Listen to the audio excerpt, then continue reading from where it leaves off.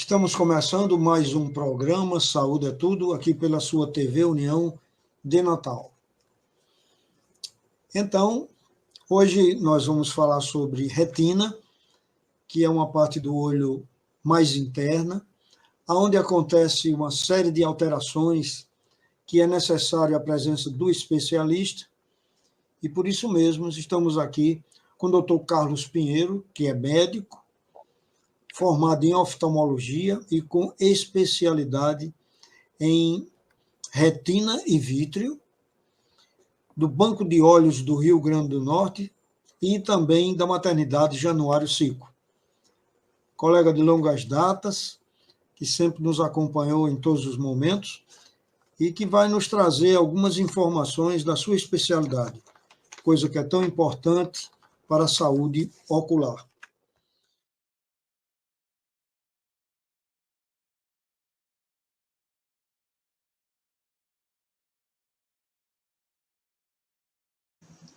Ninguém tem dúvida de que ter uma boa visão é essencial para uma boa qualidade de vida. Cuidados simples como manter uma boa dieta, controlar doenças crônicas e usar óculos de sombra já são suficientes para proteger os seus olhos de danos mais graves. Apesar disso, muita gente não se previne corretamente procurando o médico apenas quando a lesão ocular já está grave e muitas vezes irreversível.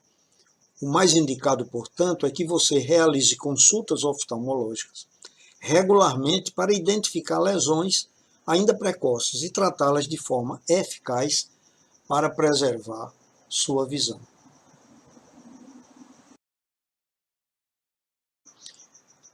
A alimentação influencia todos os órgãos do corpo e com os olhos não poderia ser diferente. Com uma dieta diversificada e rica em vegetais e frutas, fica fácil garantir o consumo de todas as vitaminas e minerais que são essenciais para o funcionamento dos olhos. Para compreender melhor a relevância desse processo, veja como cada alimento pode impactar na visão. Então, são elas: cenouras, abóboras, laranja, mamão, tangerina, folhas verdes escuras, peixes. Esses elementos todos têm muita influência com a nossa conduta visual. A cor alaranjada comum a todos esses alimentos, cenoura, abóbora, laranja, mamão e tangerina, indica que eles são ricos em beta-caroteno, um dos precursores da vitamina A. Como essa vitamina é essencial para o bom funcionamento da retina, em especial na prevenção da deteriorização da mácula, esses alimentos acabam contribuindo para uma boa visão. Já as folhas verdes escuras, como espinafre, couve, brócolis e rúcula, são folhas ricas em antioxidantes que protegem os olhos dos radicais livres, dos quais se destacam a luteína e a zeaxantina. Então, esses dois alimentos nós encontramos nas folhas verdes escuras. Com esse efeito, os vegetais reduzem a sensibilidade à luz, melhoram o contraste das imagens e aumentam o alcance visual. Peixes. Os peixes são ricos em ômega 3. Peixes como a sardinha, o salmão, o atum e bacalhau, eles promovem uma boa saúde vascular, permitindo um bom fluxo sanguíneo para todos os órgãos, incluindo os olhos. Isso reduz o risco de doenças que danificam os vasos, como a hipertensão e o diabetes. Depois nós temos outro alimento importantíssimo também, que são os ovos. Assim como os vegetais de folhas escuras, a gema de ovo é rica em antioxidantes, que elas previnem os danos provocados pelos radicais livres à retina, favorecendo a uma boa acuidade visual. Frutas cítricas.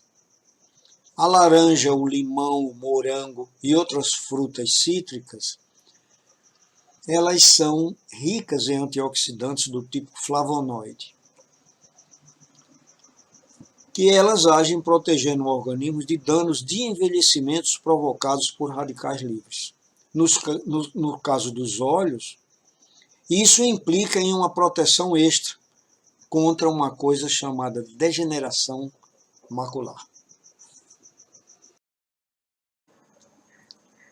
A retinopatia diabética é uma coisa importante porque ela pode afetar a saúde dos seus olhos. No diabetes mellitus, o alto nível de açúcar no sangue danifica as paredes dos vasos e prejudica o fluxo sanguíneo para a retina, provocando uma chamada retinopatia diabética. Embora tenha uma progressão lenta, a retinopatia diabética pode evoluir para a perda de visão e é a maior responsável por novos casos de cegueira em indivíduos entre 25 e 75 anos de idade. Na fase inicial, a retinopatia diabética tem um caráter não proliferativo, no qual alguns vasos se rompem, promovendo o extravasamento de sangue e fluido na retina. No exame de fundo de olho, o oftalmologista observa o edema e o acúmulo de substâncias, sangue e colesterol sobre a superfície da retina. Após alguns anos, no entanto, a retinopatia se torna do tipo proliferativo, cuja característica é a formação de vasos anormais chamados de neovasos, que tentam recuperar as áreas lesadas nas primeiras fases, porém em fases mais tardias. Promove então sangramento e descolamento de retina. Sintomas como embaçamento, distorção e presença de pontos flutuantes na visão começam a surgir. A alteração da estrutura da retina favorece seu deslocamento e a ocorrência de sangramentos dentro dos olhos e o aumento da pressão intraocular, o que acaba acarretando uma grande diminuição visual. O diagnóstico da retinopatia diabética pode ser feito em consultas de rotina pelo oftalmologista, com a aplicação de um colírio que dilata a pupila e a visualização da retina, que é chamada exame de fundo de olho, de forma não invasiva. Isso é um exame muito simples de fazer. Exames específicos podem ser utilizados também, como a angiofluoresceinografia, a tomografia de coerência óptica e também o que nós chamamos de mapeamento da retina, que é um estudo muito importante para procurar, inclusive, descolamentos da retina. Já o tratamento da retinopatia diabética é mais complicado, porque ela envolve o uso de medicamentos intravítreos, injeções de medicações antiangiogênicas, que promove a regressão do edema macular e dos neovasos. As cirurgias como lasers, além de controle rigoroso da glicemia, de forma a minimizar os danos à retina. Então, o tratamento é injeções intravítreas, né? E muitas vezes também a cirurgia com laser.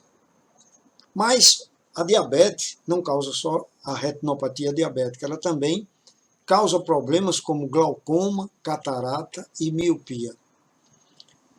Então, além da retinopatia diabética, o diabético também está associando um risco maior de glaucoma, que é o aumento da pressão intraocular, que danifica o nervo óptico.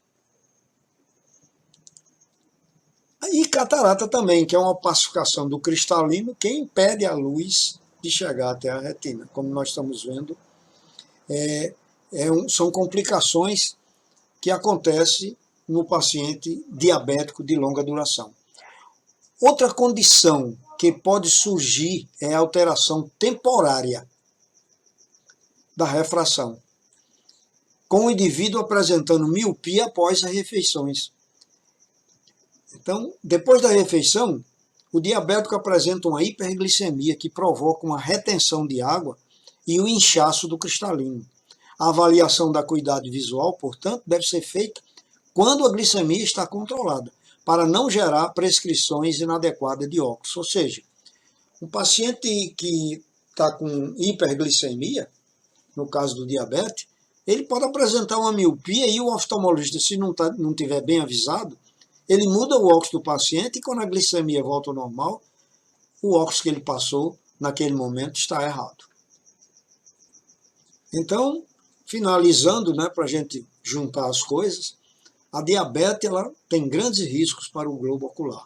Além da retinopatia diabética, pode desencadear um glaucoma, pode complicar e evoluir rapidamente uma catarata e criar uma miopia aonde o paciente não é míope.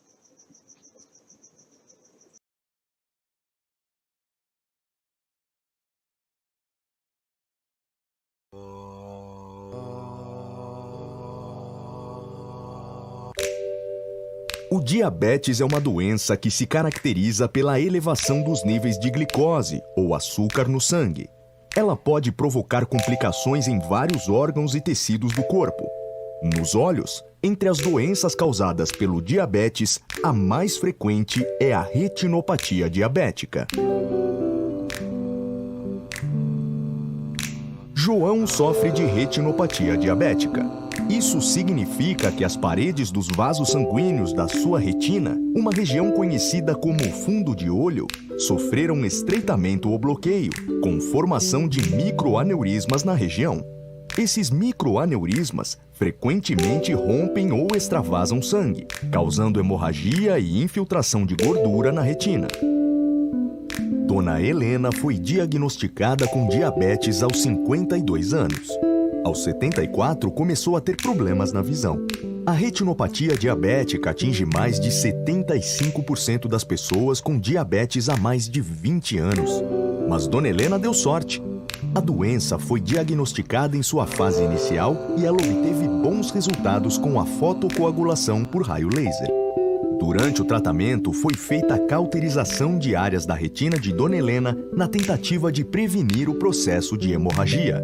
Apesar de não restituir a perda visual já ocorrida, o tratamento a laser evita o progresso da retinopatia diabética e o surgimento de novos vazamentos.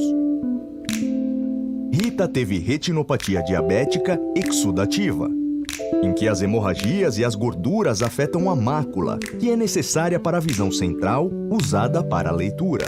Como a retinopatia diabética não provoca dores, sendo muitas vezes silenciosa, Rita não percebeu os sintomas até que parte da sua visão já estivesse irremediavelmente perdida.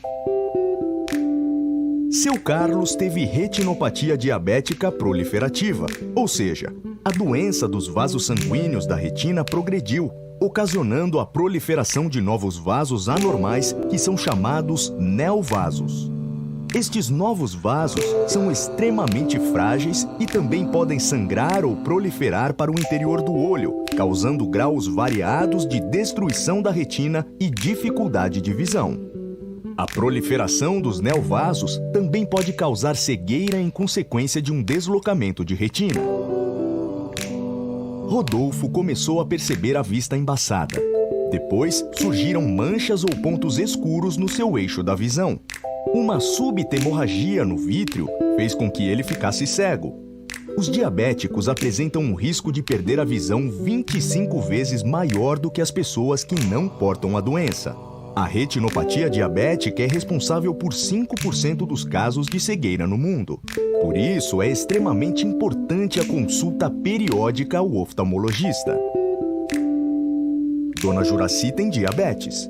Ela parou de fumar, mantém um rígido controle de seus níveis de glicose e sua pressão arterial sob controle. Alimenta-se bem, faz exercícios regularmente e consulta seu oftalmologista a cada 6 meses. No Brasil, existem quase 2 milhões de pacientes com retinopatia diabética. Dona Juraci sabe dos riscos da doença e se cuida.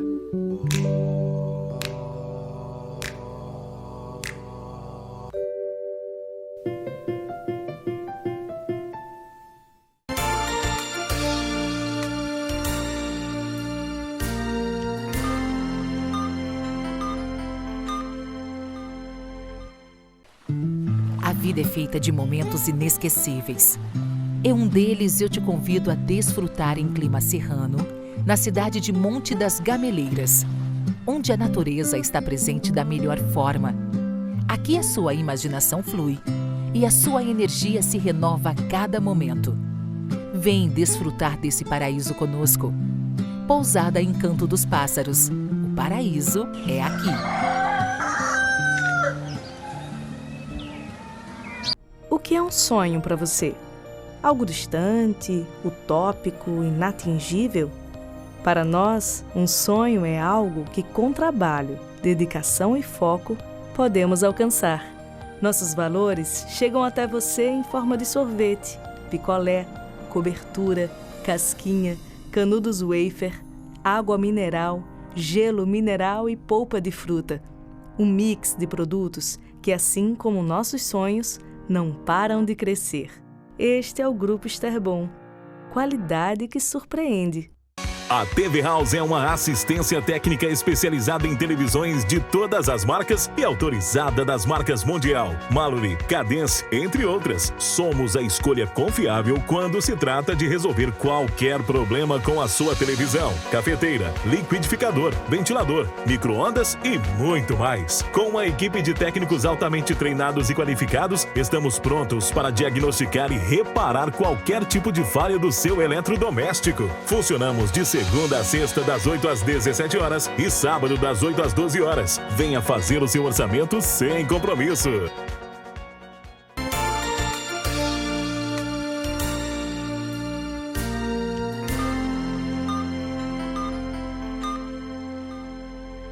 Doutor Carlos Pinheiro, eu gostaria de começar lhe perguntando como é que está a saúde ocular dos pacientes com retinopatia diabética. A retinopatia diabética é uma coisa muito comum hoje em dia.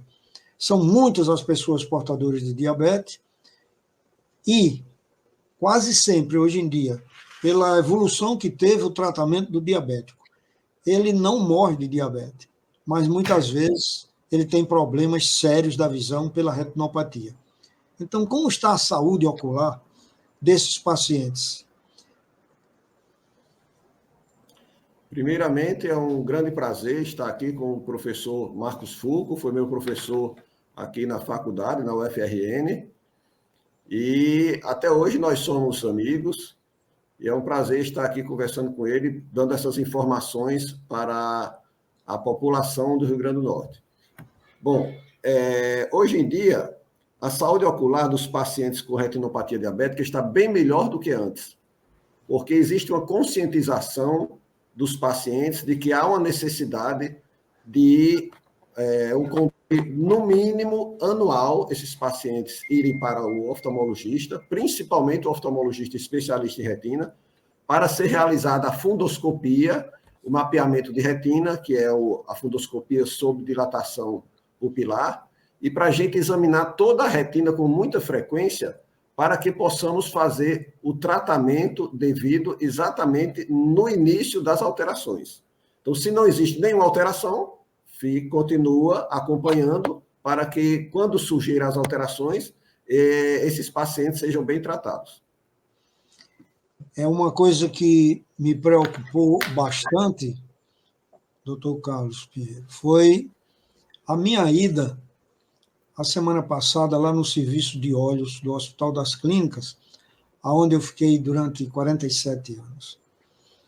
Então, lá eu vi uma equipe espetacular, inclusive com muitos retinólogos lá dentro, e o aparelho quebrado. Quer dizer, o serviço público, né, tem esses problemas, e é triste, porque se uma pessoa está com um distúrbio na sua retina, sem conseguir ver, e não conseguir um atendimento, é uma coisa desesperadora. E lá no Hospital das Clínicas tem especialistas para isso, quer dizer, estão prontos para atender, e falta o material.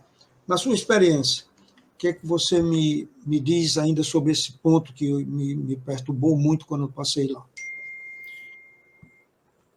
Melhorou muito, porque antigamente teria que fazer, por exemplo, a angiografia fluoresceínica, que é um exame da retina, faz a fotografia, mas tem que injetar fluoresceína na veia do paciente.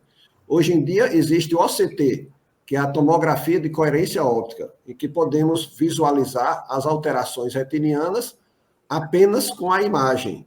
E dependendo das alterações retinianas, esses pacientes são tratados ou com injeções intravítreas de substâncias, né, anti-VEGF, né, antifator de crescimento endotelial vascular, e também, às vezes, com corticoides intravítreos, para que sejam reduzidos esses edemas e as alterações vasculares. Então, hoje em dia, com a modernidade das imagens, nós temos um controle muito maior desses pacientes. Uma outra coisa, os planos de saúde, eles autorizam todos esses exames e procedimentos, como, por exemplo, essa injeção intravítrea, que é tão importante. De saúde, atualmente, os planos de saúde estão cada vez mais difíceis de compartilharem as necessidades de cada paciente. Então, muitas vezes, eles questionam, às vezes a injeção intravítrea é uma injeção mais cara e eles não querem fornecer, ou então não permitem que o médico venda essa substância, mesmo que ele não ofereça. Então, está cada vez mais difícil. Qualquer plano de saúde está cada vez mais difícil ter um relacionamento com o paciente para esses tratamentos. Mas, mesmo assim, os pacientes mais conscientes, eles têm uma necessidade muito grande de resolver esses problemas e eles chegam num consenso com a clínica, com o médico, para resolver os problemas, muitas vezes independente do plano de saúde. É uma coisa, assim, eu noto também lá no consultório, a restrição, às vezes, de procedimentos e, às vezes, até a autorização do plano e logo depois, do pagamento, eles glosarem, né? Quer dizer, isso para o médico é um prejuízo muito grande e o paciente também, né? Quer dizer, porque o paciente, a gente fica começando a ter dificuldades até de indicar determinados momentos. Como você diria, assim, para os nossos telespectadores, a conduta assim, mais certa, não é? De quando eles notarem alguma coisa que seja na retina? Porque normalmente existe uma baixa visual que faz com que o paciente nos procure. O oftalmologista é procurado quando sente dor no olho ou baixa visual. Principalmente a baixa visual aguda, que tem a baixa visual crônica, que é às vezes uma mudança de óculos, coisa simples, ou é um desenvolvimento de uma catarata, mas existem as perdas bruscas visuais, existem aquelas moscas volantes, né, também, e que são, assim, uma prévia, praticamente, pode não ser, mas gostaria que você falasse um pouco dessa semiologia que o paciente, quando sentir, procurar um serviço de oftalmologia.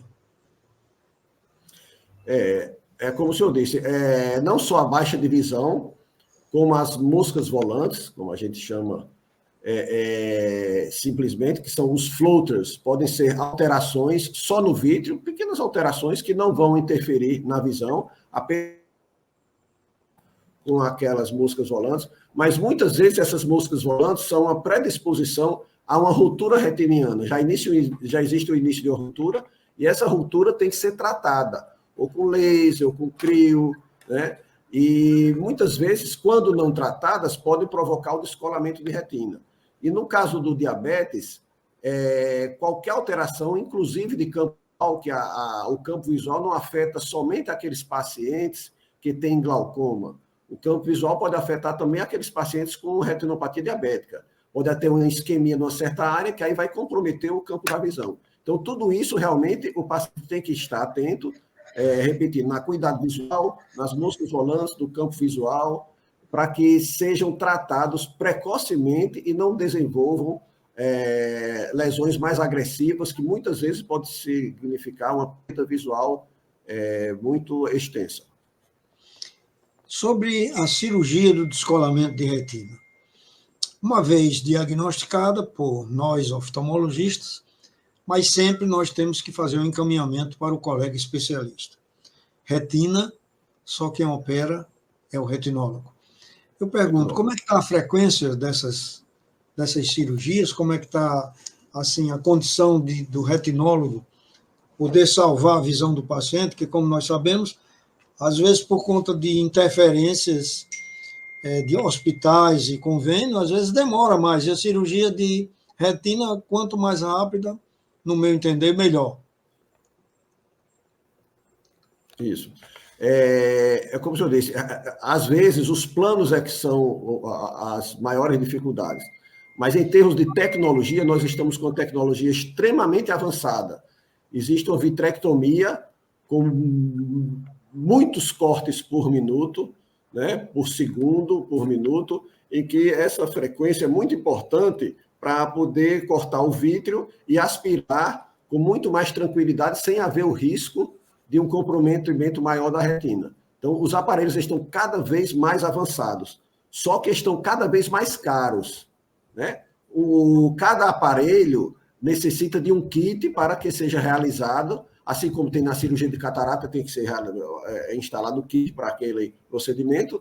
Na vitrectomia, o kit é até mais caro, né? E eles são cada vez melhores e mais caros. E muitas vezes o plano de saúde não cobre esses custos. Então, tem o endolaser, que antigamente usava-se só o crio, que não existia o endolaser, mas há muitos anos já tem o endolaser, que está cada vez melhor, e nós conseguimos um resultado excelente com as cirurgias. E está diminuindo bastante o número de pacientes que têm que ser operados, justamente pela conscientização dos tratamentos precoces. Porque antigamente eles vinham já com descolamento de retina, provocado até pela retinopatia diabética ou outras causas, mas eles tinham uma demora muito grande no tratamento. Aí tinha hemorragia vítrea extensa. Hoje em dia não. Como os tratamentos são bem precoces, às vezes só com o início da fotocoagulação já resolve o problema e fica acompanhando, e ele não desenvolve retinopatia diabética mais agressiva. É importante também ver o edema macular provocado pela retinopatia, que esse edema macular, como eu disse, ele pode ser tratado por antiangiogênico e também pelos corticoides. Mas o que importa realmente é a continuidade do exame e ver com bastante frequência esses pacientes. Doutor Carlos Pinheiro, há muito tempo atrás, havia uma deficiência grande em relação a sexta, sábado e domingo nas emergências oftálmicas. Eu me lembro que quando inauguraram um hospital aqui em Natal, eu e Giovana, minha filha, que é oftalmo também, nós fomos convidados para fazer o serviço de urgência lá. E passamos um ano trabalhando, sendo chamada toda hora, de madrugada, de noite, etc. E um belo dia ela me perguntou: papai, e esse negócio está sendo... nós estamos sendo pagos como? E eu me lembro que eu fui perguntar lá no plano de saúde onde era que estava sendo feito o depósito dessas urgências, e a figura lá disse simplesmente: e tem urgência em oftalmologia? Nunca foi depositado. Então, por esses momentos, faz já algum tempo, os oftalmologistas se reuniram e não atendiam mais as urgências em dias em que não há o procedimento reconhecido.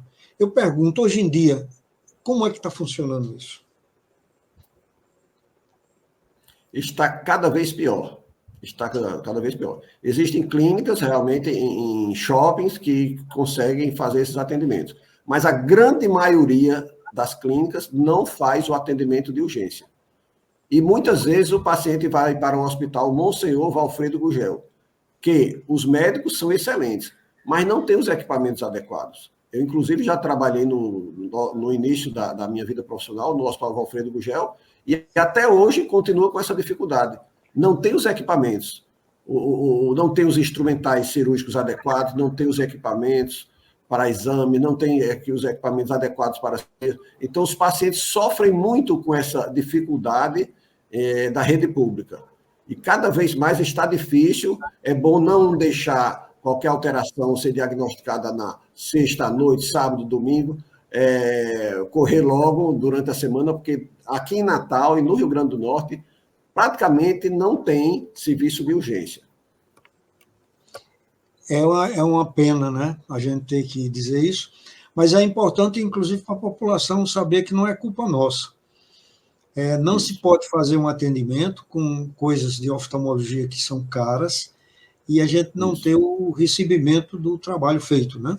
E nem o reconhecimento disso. Então, é um problema que eu pensei até que já estava mais diferenciado, já que realmente eu deixei de atender nesses dias, né? Sábado e domingo, às vezes eu sou chamado, mas sei que vou atender e não vou receber. Então, é uma coisa que dá um prejuízo e um desestímulo, né, da gente fazer isso. E no caso de retina, então, eu acho muito assim, muito sério, né, esse problema. Então, a gente vai fazer uma pequena pausa aqui agora, nesse bloco, e logo em seguida vamos voltar para discutir mais assuntos importantes para os colegas oftalmos, para os colegas de outra especialidade, e que é importante também para o estudante de medicina, onde muitas vezes ele não recebe todas essas informações durante o curso médico. Voltaremos dentro de alguns minutos.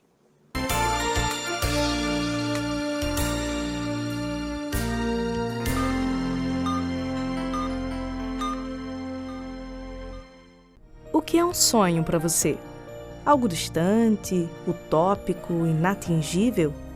Para nós, um sonho é algo que, com trabalho, dedicação e foco, podemos alcançar.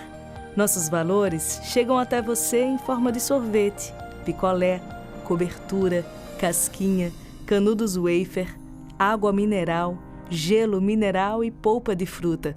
Um mix de produtos que, assim como nossos sonhos, não param de crescer. Este é o Grupo Esterbon. Qualidade que surpreende.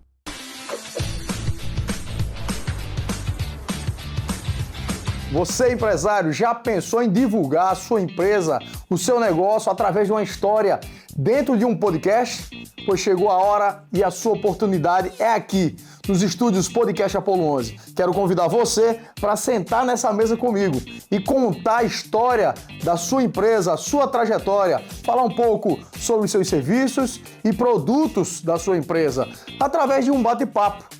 Porque o podcast hoje é a forma mais rápida e mais direta de comunicação com as pessoas através da internet, com um alcance gigantesco. Então não perde tempo, entre em contato comigo agora, através do nosso Instagram, Podcast Apolo 11, ou pelo telefone 99675-1433. Agenda aí a sua participação em nosso podcast. Estou te aguardando.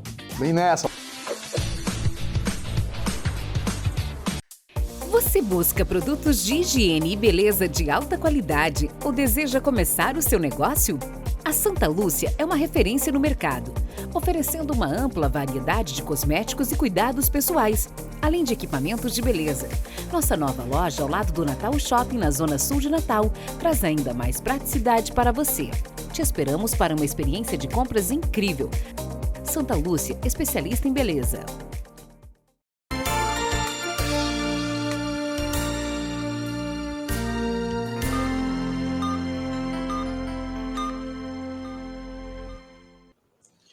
Bom, então estamos continuando a nossa programação hoje aqui na TV União com o nosso colega Dr. Carlos Pinheiro, que é retinólogo, especialista em retina e vítreo, que está nos esclarecendo aqui uma série de coisas muito importantes para a nossa saúde ocular. Então, nós vamos dar continuidade perguntando ao Dr. Carlos Pinheiro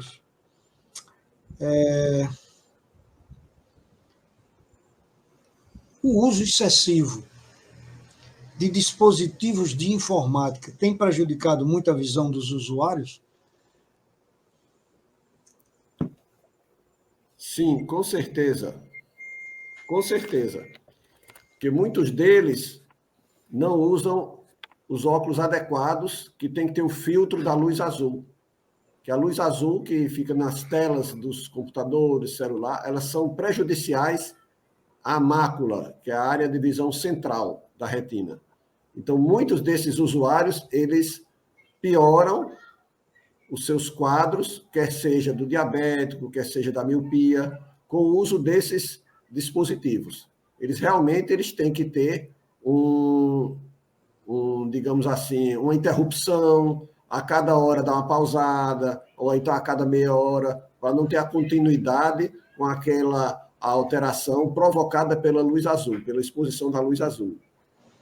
Eu tenho encontrado bastante casos no consultório de pacientes que vêm se consultar, que eu não encontro nenhum problema nele, assim, visual, a não ser a astenopia causada pelo uso excessivo das telas, em que ele, ao olhar muito tempo para a televisão, para o monitor, ele pisca menos.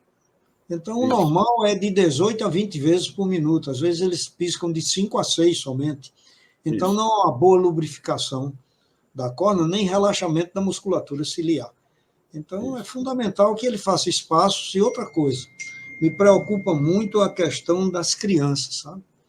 A criança não está com a retina preparada para essa agressão, e as crianças hoje vão para a escola com os tablets celular, e quando chegam em casa, preparam as lições também com ele, e depois ainda vão brincar com o celular. Então, eu acho assim, uma coisa que é importante quem estiver assistindo esse programa agora, saber que não é só a palavra do oftalmologista em si, mas do retinólogo, que é o camarada que mantém muito contato com as doenças da retina, como o doutor Carlos Pinheiro acabou de explicar, causa lesões na retina.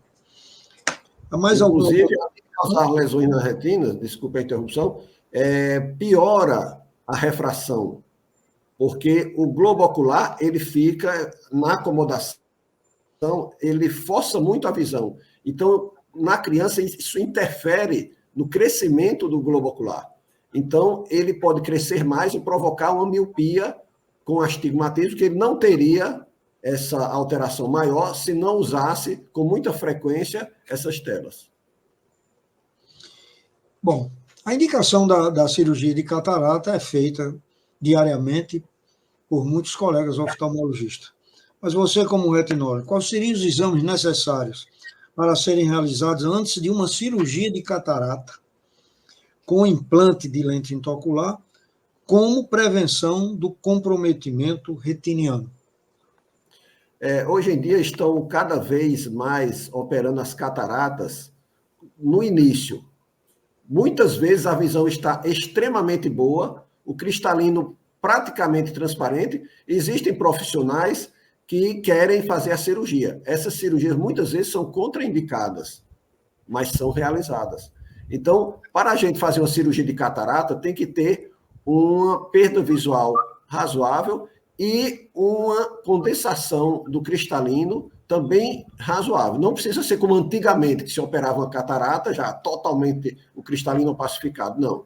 Hoje em dia, com um certo percentual de opacificação e de perda visual, tem indicação. Mas jamais operar um cristalino, por exemplo, transparente, dizendo que fez a cirurgia de catarata, porque quer tirar o grau. Não, isso é contraindicado. A cirurgia do grau tem que ser feita na córnea e não no cristalino.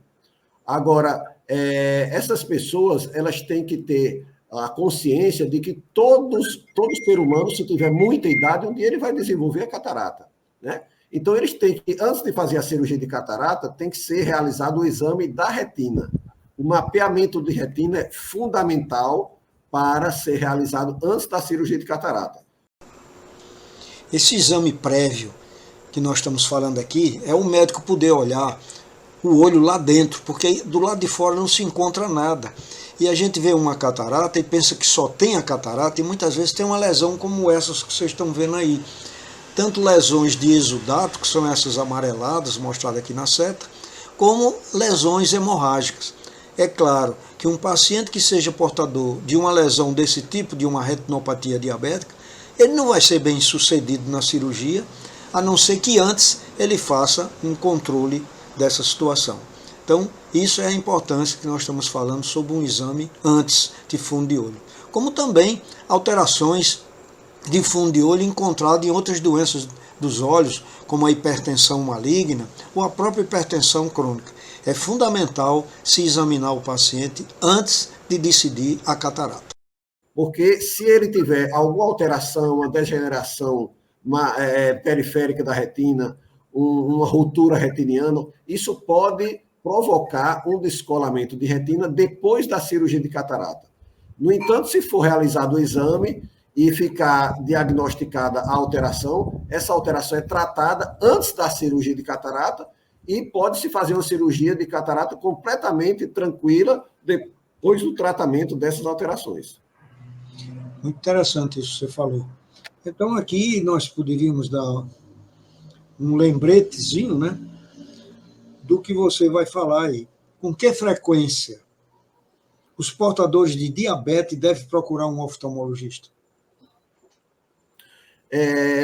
O ideal é de pelo menos uns 6 meses, ou então não passar de 1 ano, né?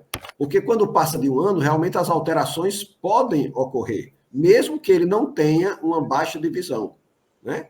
Ele acha que está muito bem, a visão está boa, aí passa 2 anos, 3 anos, 4 anos, sem ir para o oftalmologista. Está errado.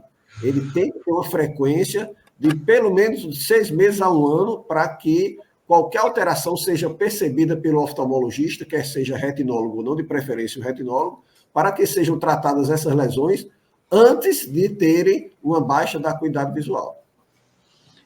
É até uma coisa assim, bem importante, até eu digo fundamental, que às vezes eu insisto lá com os pacientes diabéticos, é que eles procuram o oftalmologista quando a visão está muito ruim. Então, eu sempre digo para eles que quando há uma lesão na retina causada já pela diabetes, o problema já é bem mais sério e, às vezes, o oftalmologista e até o retinólogo não tem condições de consertar. Isso. Então, é importante que ele siga as normas previstas pelo endocrinologista que o acompanha. Então, o médico de diabetes e os medicamentos e as dietas são importantíssimas para a visão. Isso. Agora, é um tratamento que deverá ser feito em conjunto. Ir ao endócrino, seguir as normas e, periodicamente, o oftalmologista também está presente nesse tratamento. O que você acha, doutor Carlos Pinheiro? É muito importante, eu tenho recebido muitas indicações, muitos encaminhamentos de endocrinologistas, inclusive endocrinologistas muito conceituados, famosos aqui em Natal, eles encaminham para mim para fazer como ele chama, fundoscopia. Obviamente, além do exame do fundo do olho, né, com a pupila dilatada, a gente faz um mapeamento de retina para ver a periferia da retina, não é só a parte mais central da retina. O exame de fundo de olho, que é feito com oftalmoscópio, que tanto pode ser o manual, como pode ser o binocular, indireto, nós vamos ver lesões como essas aí, que vocês estão vendo no centro do olho, amarelado, que é a DMRI, que é a doença macular relativa à idade, que são exudados que destroem a visão do paciente e pode ser confundida com a catarata. Então, porque as baixas visuais podem ser agudas e crônicas, e esse é um tipo de baixa visual crônica, quer dizer, que vai devagar, piorando pouco a pouco com a evolução da doença. E o diagnóstico é feito com a fundoscopia, ou exame de fundo de olho. Depois nós temos as drusas, que são outras situações como se fossem exudados na área macular, que elas indicam uma patogenia evolutiva e que a gente tem que descobrir qual é a causa e tratar, para que a evolução não seja com baixa visual irreversível. Tudo isso, o paciente tem só uma queixa: eu não estou vendo bem. Então, ele não está vendo bem e o médico que examina rapidamente e vê só uma catarata, pensa que é a catarata e às vezes tem isso lá dentro, que são os motivos dos insucessos nas cirurgias de catarata. É quando não der somente a catarata. Como também nós utilizamos aparelhos mais sofisticados que fazem, como por exemplo o OCT, que faz uma topografia do olho em todos os seus aspectos, em todas as suas dimensões, diagnosticando coisas que normalmente a gente, antes de ter esse aparelho, que é a tomografia computadorizada do olho, nós não conseguimos ver. Um outro detalhe também importante é o nervo óptico. Então vocês vejam que o nervo óptico pode apresentar uma escavação aumentada, como você tem aí essa parte mais branca, mostrada pela seta azul, que é um glaucoma. O glaucoma ele evolui silenciosamente e vai roubando a visão do paciente. Quando essa visão que vai caindo vem acompanhada de uma catarata, pode ser confundida com aqueles exames feitos rapidamente sem se aprofundar os detalhes com o exame de fundo de olho ou um mapeamento da retina.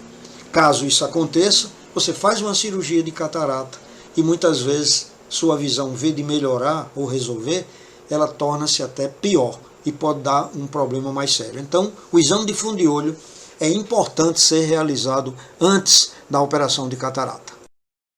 Então, é muito importante que esses endocrinologistas eles tomem a consciência de encaminhar com frequência para os retinólogos para serem feitos esses exames e o acompanhamento, né, que vai beneficiar o paciente com essa frequência aumentada.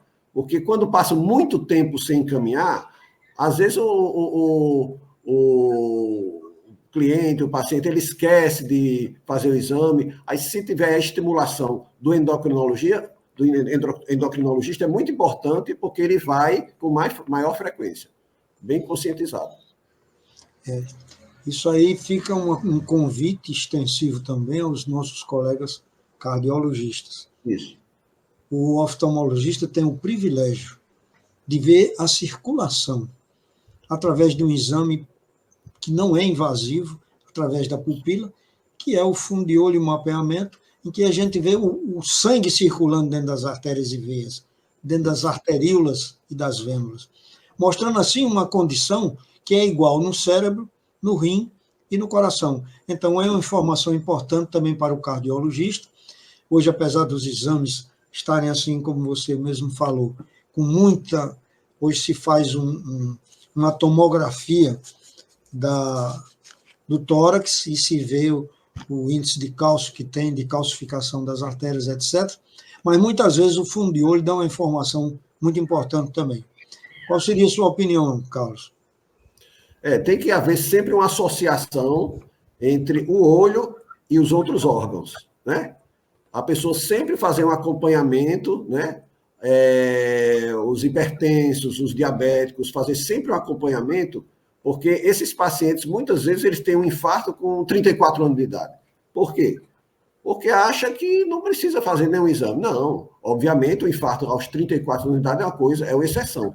Mas se a pessoa tem 40, 50, 60, realmente tem que fazer os exames com maior frequência.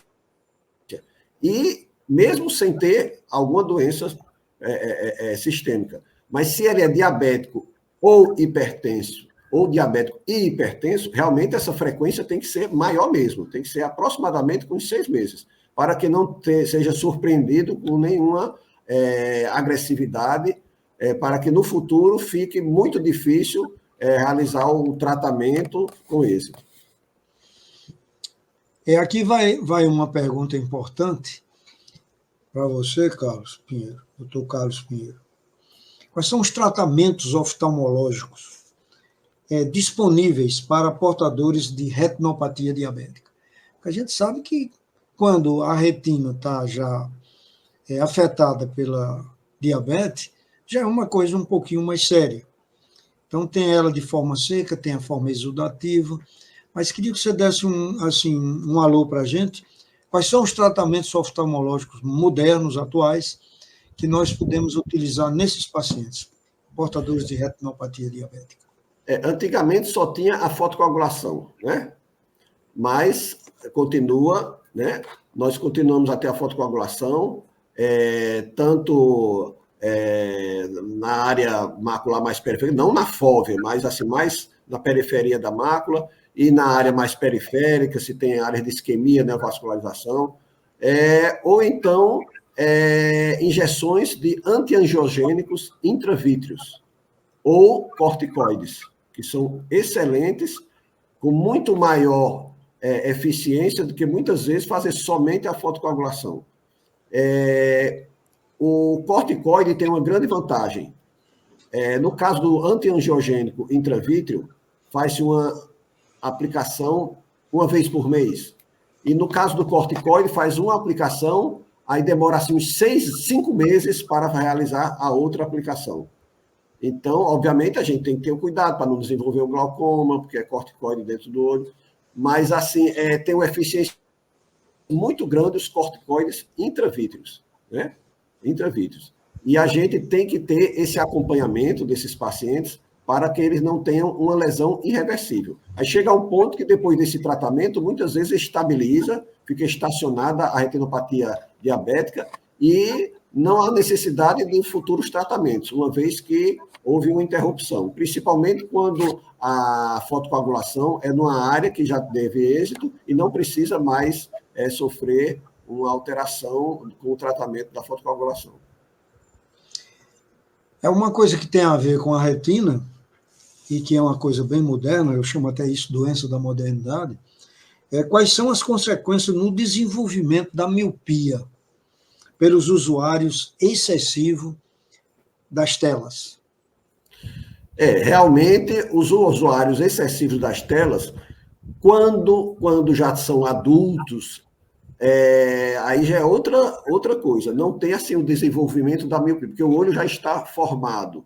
O olho ele pode ter alterações maculares, né, do centro da visão, pode ter alterações em outras áreas da retina, mas assim, em termos de alterar a miopia, aí fica mais evidente em casos em que a criança ou adolescente, que ainda estão com o desenvolvimento do crescimento ocular, são alterados pelo esforço que eles fazem na acomodação, olhando para essas telas.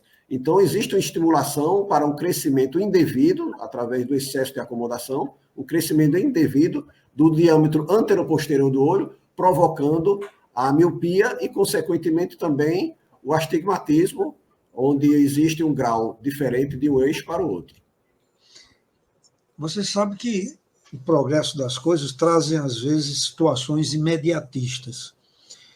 Eu ainda não me convenci totalmente que essa modernização de lentes utilizada para isso possa fazer com que uma criança, por exemplo, permaneça muito tempo olhando para as telas e não tenha nenhuma consequência. Uma opinião minha pessoal, gostaria de ter a sua também. O que você acha?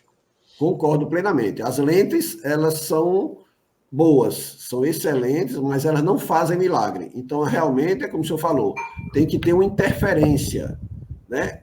Tem que ter uma pausa do tempo, piscar excessivo, pode usar um ácido hialurônico, substâncias que digamos assim, dão uma maior liquefação no olho, né? Tem um efeito bem melhor para lubrificar o olho e não ficar assim afetando a visão por causa do excesso.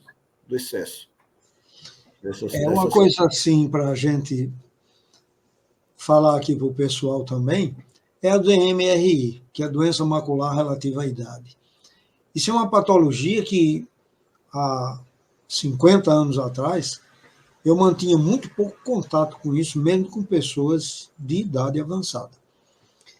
Eu sei que nessa época também eu não tinha muito material para chegar até lá, mas com o oftalmoscópio, o direto e o indireto, a gente dava grandes diagnósticos de DMRI. Mas, doutor Carlos Pinheiro, hoje em dia está me aparecendo no consultório doença macular relativa à idade em pessoas de muito baixa idade. Então, queria que você aproveitasse e nos desse alguma orientação, se isso é real, ou se é porque a gente está diagnosticando mais. O que você acha? Realmente, nas duas situações, né? Tanto porque a gente está diagnosticando com maior frequência, como muitas vezes os jovens eles não têm muito critério com a alimentação, né? Muita coisa doce, existe um exagero muito grande, irregularidade alimentar, entendeu? Não tem aquela disciplina como antigamente se tinha, come qualquer coisa a qualquer hora, e isso realmente interfere no padrão alimentar. Mas também com a tecnologia desenvolvida, principalmente também pelos retinólogos, existe uma maior frequência de diagnóstico e de tratamento antecipado dessas pessoas. Muito bem.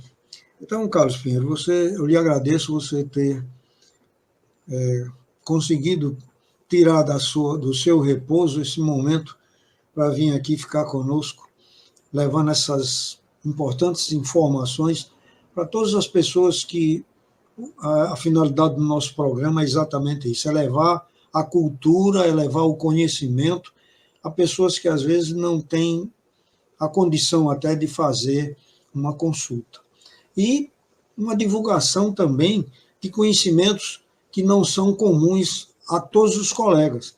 Então a gente começa a ser especialista em uma coisa e começa a se afastar das outras. E isso é um banho que a gente dá de conhecimentos para todas as pessoas, os colegas que estão terminando a faculdade, complementando seus estudos, aos outros colegas de outra especialidade, como muitas vezes eu trago aqui colegas de outra especialidade, eu aprendo muito com eles também. Então, doutor Carlos Pinheiro, eu lhe agradeço muito a sua vinda aqui e esses conhecimentos, e o nosso programa está sempre aberto para que você possa trazer aqui as novidades da sua especialidade, e deixaria, assim, a palavra final contigo aí, para que você diga o que você achar interessante. Aproveitar a palavra final que eu falei, ácido hialurônico, aí é hialuronato de sódio, eu troquei aqui, hialuronato de sódio. Então, é o lubrificante ocular. Então, realmente eu fico muito grato pelo convite do nosso ilustre professor, Dr. Marcos Fulco, que induziu, estimulou aos filhos, irmãos, todos para serem oftalmologistas. E realmente são pessoas que engrandecem o nosso estado, a nossa cidade. E estou aqui à disposição para qualquer pergunta posteriormente, para esclarecer e ficar evidente que a nossa intenção realmente é melhorar a visão e recuperar a visão daquelas pessoas que muitas vezes não se cuidam, né? Nós sabemos que, por exemplo, existe um excesso hoje em dia de pessoas que têm convivência com animais, cachorros, gatos em casa. E existe um risco muito grande de toxoplasmose ocular, né? Então, tem que ter um critério bem grande com esse tipo de acompanhamento desses animais, que muitas vezes as pessoas não são esclarecidas, são generosas, gostam de animais, de cuidado, mas não têm o critério de como cuidar desses animais. Então, é importante que sempre a gente lembre disso, que você tem o seu prazer em cuidar de um cão, de um gato, mas é importante que saiba que existem alterações retinianas que podem ser originadas pela toxoplasmose ocular, que seria outro tema muito importante, depois a gente discutir nessa nossa cumplicidade, né, desse programa. Muito obrigado. Obrigado também, Paulo. Então, nós tivemos então essa entrevista hoje aqui com esse nosso colega oftalmologista, e doutor Carlos Pinheiro esteja sempre conosco. Estamos com o programa aqui aberto para o que você quiser. A todas as pessoas que assistiram o nosso programa, o nosso obrigado, e vamos terminando aqui mais um programa Saúde é Tudo, com essas informações. Estamos à disposição também das pessoas que estão assistindo o programa para nos enviarem qualquer dúvida que queiram sobre qualquer assunto médico, já que o nosso programa é Saúde é Tudo. Até o próximo programa. Muito obrigado. Tchau. Tchau.